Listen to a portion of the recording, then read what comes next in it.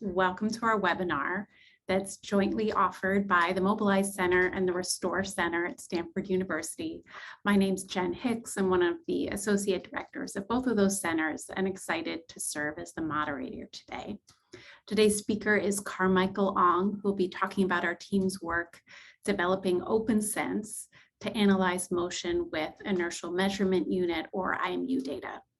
In the first part of the webinar, we'll present the algorithms and work we've done for validation, and then the second part will be a hands-on tutorial. Next slide. So as I mentioned, today's webinar series is brought to you by Mobilize Center and Restore Center, which are both supported by the National Institutes of Health. The Mobilize Center is focused on developing and sharing state-of-the-art biomechanics and machine learning tools for researchers to help them analyze human movement. The Restore Center is working to make these and other tools for real-world assessments of movement more widely available to the rehab research community. Before we dive in, a couple quick reminders about the format of the webinar. We'll have a research talk and then a tutorial, and we'd love to take your questions for both. We'll take those questions at the end of the research talk and also at the end of the tutorial. Please type those questions into the Q&A panel in Zoom, so not the chat. Please use the Q&A panel. With that, I'd like to introduce our speaker for today. So Carmichael Ong is a research engineer with the Mobilize and Restore Centers at Stanford and is interested in doing work to help leverage wearable sensors and other modalities to improve rehabilitation research and outcomes. He earned his PhD at Stanford in bioengineering and developed simulations that predict human movement to gain insight into gait pathologies and to assist in exoskeleton design. With that, I'm very excited to pass it over to Carmichael. Thank you everyone for joining us and looking forward to the talk and your questions later. Go ahead, Carmichael. Great, I will set up screen sharing.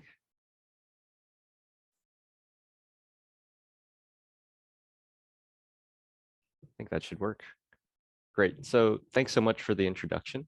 And today I'll be sharing some of the work that we're doing in developing our OpenSense software for analyzing movement using wearable sensors called IMUs, or inertial measurement units.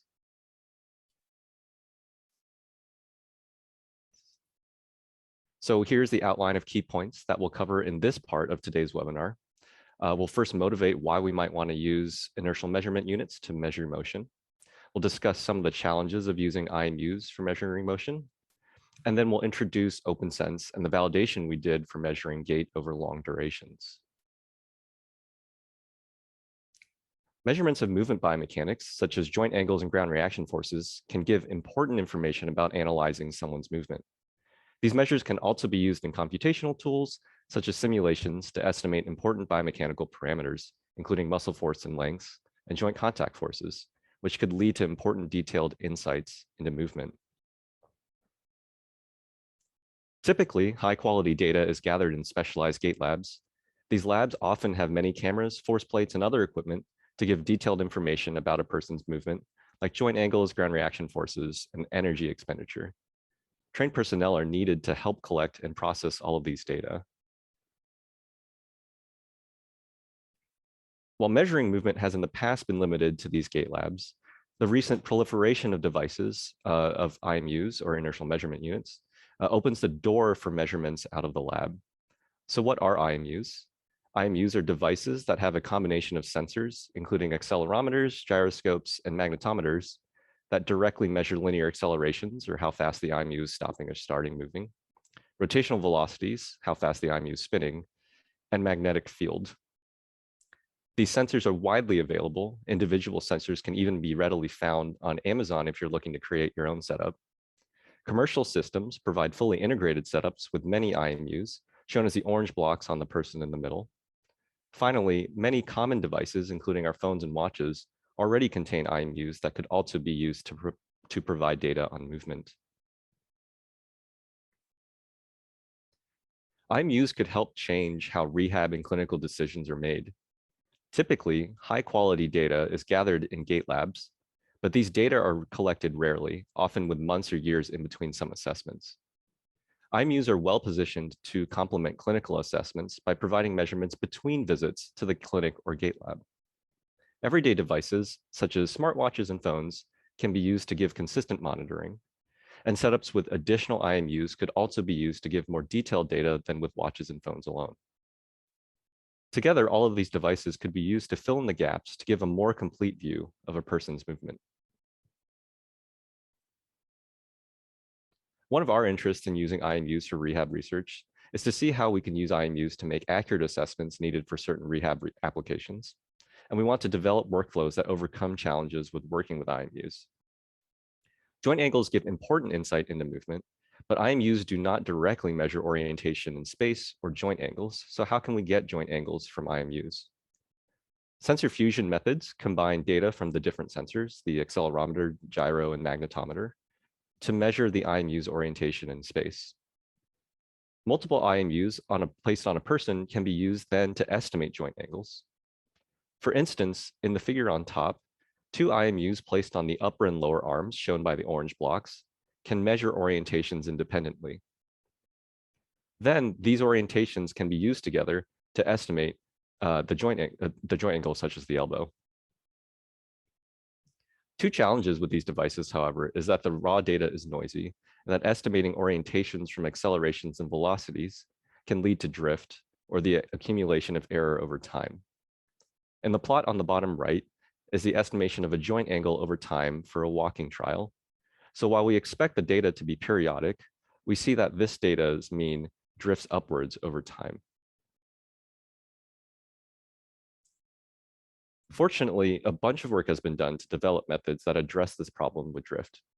For instance, some sensor fusion algorithms, such as those developed by Mahoney and colleagues and Madgwick and colleagues, can mitigate drift.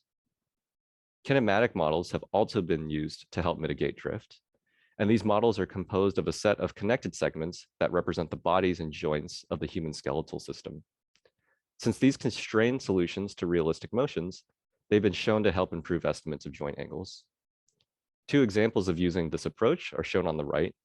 Kianefar and colleagues estimated motion during a single leg squat using a lower limb kinematic model shown on the left that includes a hip, knee, and ankle joint and the locations of the sensors.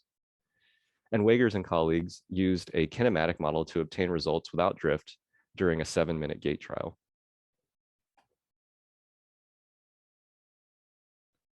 We wanted to build upon the successful work in the field to see if we could estimate joint angles for even longer durations.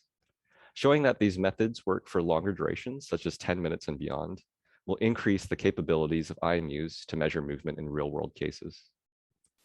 To do this, the team developed a workflow called OpenSense, which uses IMU orientation data and a kinematic model to estimate joint angles, and then validated against traditional marker-based motion capture methods to see how it performed over longer durations. This work is detailed in a preprint on bioRxiv, and the team, all shown here, were led by co-first authors Mazen Alborno and Johanna O'Day. So next, we're going to go over 2 major points here. So first, we'll talk about what is OpenSense and how does it work and how does it compare to the traditional marker-based motion capture workflow. And then afterwards, we'll talk about some of the validation steps that we did. So what is OpenSense? OpenSense is a workflow that provides open source tools for estimating kinematics with IMUs. It does this by taking IMU orientation data along with a kinematic model to estimate joint angles. We've built OpenSense on top of our open source musculoskeletal modeling package called OpenSim. And this allows us to use many existing OpenSim models and other components to help estimate joint angles. Fitting to an OpenSim model makes it easier to take the joint angle results and help provide insight into other biomechanical quantities, such as muscle lengths and velocities. And this is a short simulation using OpenSense shown on the right.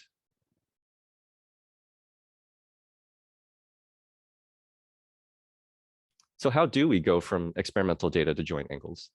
In the next few slides, we'll compare how this is done using traditional marker-based motion capture, and then see how it would be done using IMU data.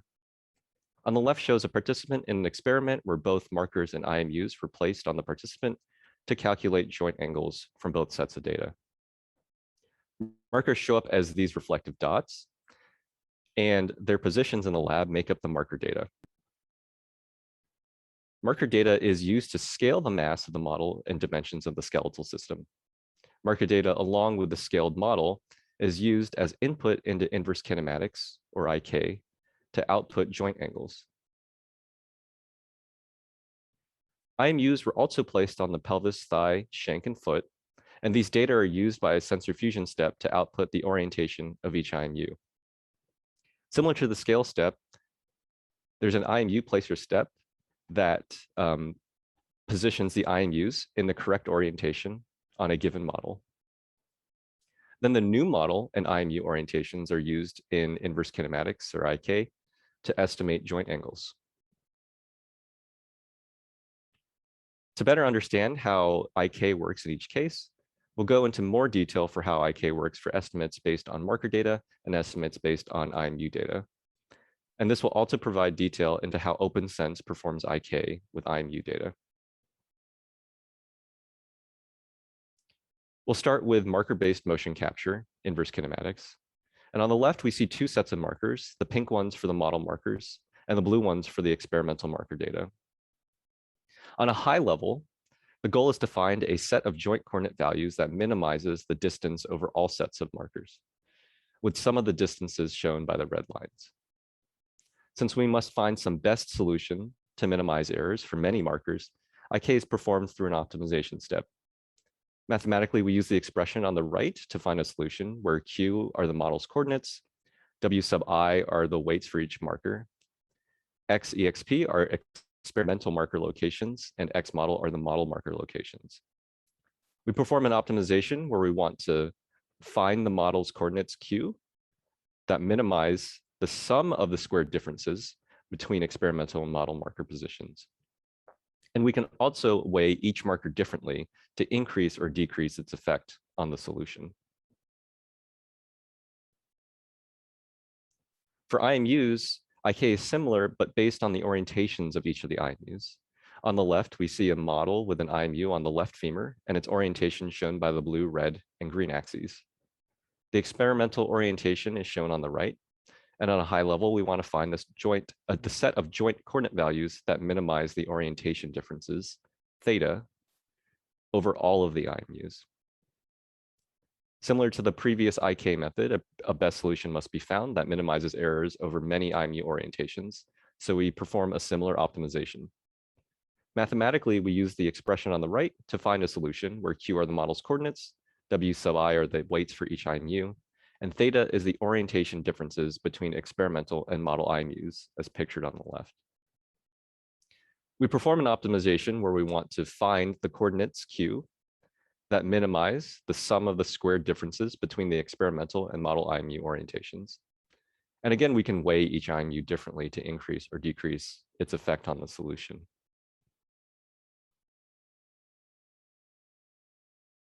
So now I'll jump into how we validated these methods for OpenSense for estimating joint kinematics over long durations. And we'll talk about how our kinematics compare with motion capture workflows and talk about how if these IMU-based estimates are consistent over a 10-minute period, or in other words, we checked if the estimates don't drift. So in this study, the authors compared IMU and optical motion capture methods for 10 minutes of walking trials for 11 subjects. Part of one of these trials can be seen on the right, performed by continuously walking and turning within the gait lab.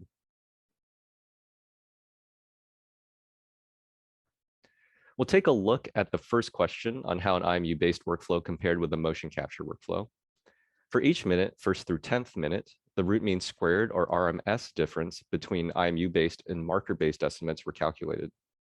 These were visualized as box plots with an example plot shown on the right for knee flexion. For each minute, the box plot shows the spread of the data over the 11 subjects. And a quick reminder of what each box represents, the lines and dots for each box indicate the spread of the data. The box shows the median with a middle line, and the 25th and 75th percentiles is the top and bottom of the box. Outliers are shown as dots, and the extended lines, often called whiskers, show the highest and lowest data points that are not outliers. And for this talk, we'll mostly focus on the median of the data. And so we see in the plot on the left that the median subject difference over all minutes was about 5 degrees. Next, I'll show the data over all of the degrees of freedom in the model. So here's the top row, which shows the major lower limb sagittal joint angles, hip, knee flexion, and ankle plantar flexion. The middle row has the pelvis degrees of freedom, tilt, and list. And out of plane hip angles, hip adduction and rotation, are shown in the bottom row. And note that the hip rotation's y-axis is larger, spanning 0 to 30 degrees, compared with 0 to 20 degrees with the other joint angle plots. Over all the subjects in minutes, the median differences were 3 to 6 degrees for all angles, except for hip rotation with 12 degrees. These differences are within normal variability of motion capture estimates, so the IMU-based workflow compares well with typical motion capture. Next, we'll see if the results are consistent or don't drift over a 10-minute period. The plot on the right shows the root mean square difference between IMU and optical motion capture joint angles between the 10th minute and first minute of data.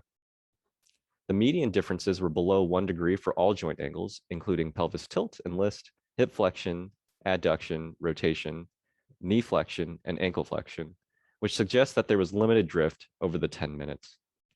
The largest differences were found in hip internal-external rotation, which again is one of the most difficult angles to measure accurately. I'll make one note that about a tweak that improved our results, which was choosing to reduce the weight of the distal IMUs or IMUs towards the end of the lower limbs. For these tests, the weighting factors for the IMUs on the pelvis and thigh were kept at 1. The tibia IMU weight was set to 0.5, and the foot IMU weight was set to 0.01. During the 10th minute of walking trials, the RMS difference in using these down-weighted IMUs, so shown in blue on the left, versus uniformly weighted IMUs, showed reduced errors for hip, knee, and ankle angles. One reason for this could be due to the experiment being performed in a lab that contained in-ground metal force plates, which can cause noise with IMU data. An important goal for us is to disseminate our work so that others can easily use our tools and to understand the needs of the community in order to help guide our development process for OpenSense. To reach as many users as possible, we provide OpenSense as part of our biomechanical simulation software package called OpenSim, and we added OpenSense tools directly in our graphical user interface for ease of use. We also provide examples and tutorials for OpenSense on our documentation website to help users get started. And in the second half, we'll go through one of these examples and discuss other resources for using OpenSense. We're excited to see how IMUs will be used to improve rehabilitation research and outcomes over the next years. Some takeaways is that there's ongoing work that shows promising results for accurately estimating joint kinematics, and that our software for IMU-based movement analysis called OpenSense is available and actively developed to meet the needs of the community. We also welcome input and collaborations with others to help guide development. Our next steps include using the results from OpenSense analyses with OpenSim's powerful libraries to estimate other interesting biomechanical parameters. Thanks so much for listening about our work, and thanks to the team led by Mazen and Hannah that carried out the validation study we discussed here. And finally, thank you to the NIH for funding the Restore and Mobilize centers that supported this work. Awesome. Thank you, Carmichael. That was great. So now we will go ahead and have time for the Q&A session. Folks have already started to enter lots of questions there, so we'll start taking those. Feel free to add more. I'll go ahead and start at the top, a question from Killian Nickel. Can OpenSense also be used to capture upper extremity movements? Yeah, that's a good question. Yeah, OpenSense is definitely developed very generally. So it can, while we use it for lower extremity movements here, it definitely can be used for upper extremity movements as well. Yeah, Carmichael presented some validation work looking at the lower extremity, so it would be valuable to do similar validation work in the upper extremity as well to understand the how well it works. I guess we did do a little work in the upper extremity. Patrick Slade developed a hardware plus software tool that uses OpenSense and did collect some upper extremity data that with IMUs that matched pretty closely to optical motion capture data. So we could send that out along with the other follow-ups to this webinar. And I believe he might present a webinar coming up on that or other topics. So stay tuned. Next, we have a question from Claudia Romero, a good question. Did you have significant interference with the magnetometer in the lab while doing the validation? Yes. And if you did, how did you solve it? Yeah, yes, we definitely did. And I hinted at it a little bit. Rather, we found that some of the IMUs, especially closer to all the metal in the ground with the force plates, really did affect the magnetometer readings. So in the IK problem, we downweighted the IMUs closer to the feet, which helped our estimations quite a bit. Great, thank you. Good question. And I think an ongoing challenge perhaps could be make it easier to use the approach out of the lab than in the lab, where in some settings you might have less of that disturbance. Okay, next question from Vignesh Radhakrishnan. How does the IMU workflow help to estimate and reduce soft tissue artifacts when using IK? Yeah, that's a really good question. It's unfortunate that in general, the noise we see in movement data, even with marker data, is about the right frequency for the data that we actually want to capture. So that's always going to be an ongoing problem. We think that kind of using a combination of the kinematic constraints as well as I think of this optimization problem as blending errors between the different sensors. We think that those together can help mitigate some of these problems with soft tissue artifacts, but unfortunately, that's kind of a reality of how we capture data if we attach sensors to someone. So we think it helps a little bit, but of course, validation's still super important, and it would be great to see more and more validation done on that. All right. Okay, just a quick reminder, please make sure to put your questions in the Q&A panel, not the chat, because we're going through them there using the Q&A webinar interface. All right, so next we have a question from Shrikant Valabashusula. Apologies for not pronouncing that correctly. Says, thank you for the presentation. Can OpenSense be used to analyze data collected using any commercially available IMUs like APDM, Opal sensors, or XSense? Yeah, OpenSense can. Actually, for this, we used XSense IMUs. I'll touch on it a little bit in the second half. We do have data importing tools for both APDM and XSense packages, so you can use the orientations directly from those two with OpenSense using some of our scripting languages to import the data. Yep. For others, we would need to do that directly. You'd need data importers. And like Carmichael said, he'll talk about that a little bit more in the next part of the webinar. All right. Next from Caitlin Lastrosio, how is model scaling typically completed? You still rely on marker or manual measurements, or are there IMU-based alternatives? Yeah, that's a really good question. You're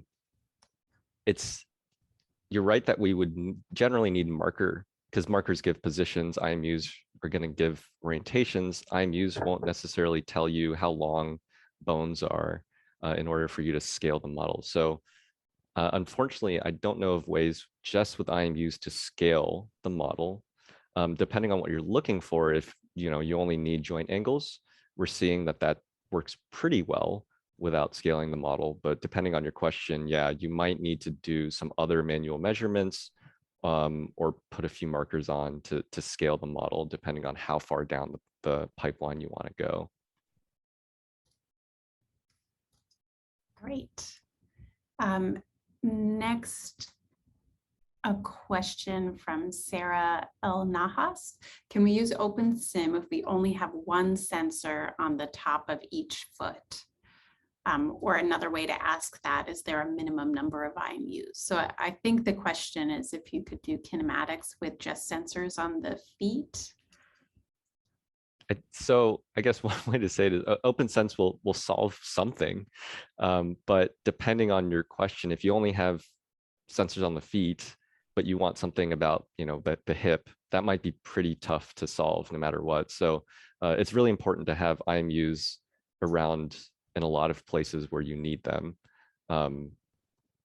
Yeah, so depending on what you need, definitely make sure you have the right IMUs around the joints that you need in order to track that accurately. Yes, in general, often if you include, more sensors up to a point, accuracy may improve. But I think it's an ongoing area of interest in our lab and in other labs, how you can accurately estimate kinematics with a minimal number of sensors. Because when we think about trying to deploy these tools out in real world settings, the fewer the sensors, the better. And like Carmichael was pointing out, it'll also depend on what variables you're trying to estimate with your setup and algorithm. Okay, let's see. We still have time for a couple more questions from Mattia Geidelin. Since you use XSense IMUs, did you also try to compare OpenSense's joint angles to the ones estimated using Move-in Analyze, which is XSense's kinematics tool? In the work shown here, we did not compare directly to that tool. We used the orientations directly from an XSense's sensor fusion step with OpenSense, and then also compared it using some other sensor fusion algorithms in the paper. So definitely check out the paper for more details there. It allowed us to get kind of more of an apples to apples comparison between some of the different sensor fusion methods. But sorry, we didn't check with the original analysis tool. Okay, we'll do one more question before we hop over to the tutorial part. I can also try to type in some answers to some of these questions as well, since we got lots of great questions. Thank you for all of those. So the last question we'll take in this section is from Nikos Haralabaitis. How sensitive are the computed joint angles to the placement of the virtual IMUs on the model? Yeah, they tend to be quite sensitive. So placement is really important. So that's why we have the IMU placer tool, which is useful for making sure that the initial orientations of the sensors are correct, usually during some kind of calibration or standing pose. In general, I've heard that that's a really important part in anyone's workflow to get that right. But I'm sure there are methods out there that are being developed to try to help mitigate that. But it's a really good point.